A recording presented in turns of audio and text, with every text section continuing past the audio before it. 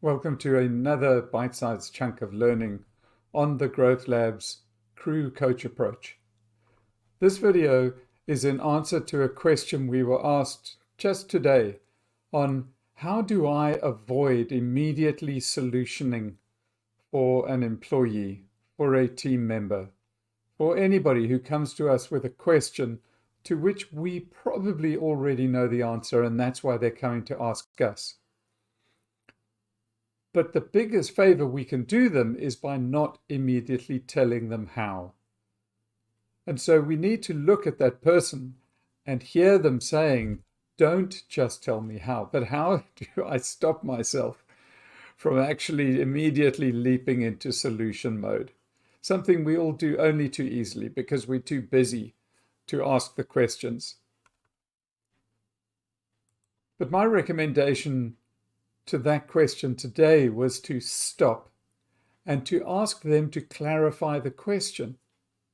Say, all right, are we seeing this from the same lens? I have one lens, I'm in a certain context, and the person who's coming to ask the question already has spent time thinking about it and wrestling with it and wrangling about it.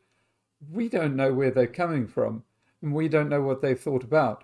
So when they come with a question, and we take it at face value and we immediately start telling them what to do to fix it or deal with it, sometimes we're met with a blank stare. Sometimes if we're too strong, that person doesn't feel that they can question it. So the best thing that we can do to avoid telling is to ask, is to go, what is the question? Where does the question come from? What have you already tried? Instead of immediately telling people what to do. So if we stop and we clarify with the what have you done? What is the question? Why are you asking this? When did this problem occur? That our response can be more informed decisions. But just by that person answering those questions, we're helping them to think it through, and we're not having to tell.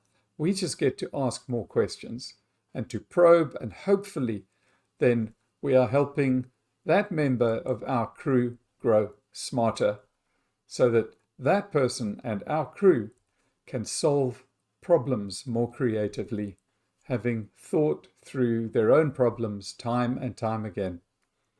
And if your approach is correct and your questions do come from the right place, that person does feel that they can come to you with a different question, but they'll come to you next time having thought it through and come to you with a proposition and the context behind a question.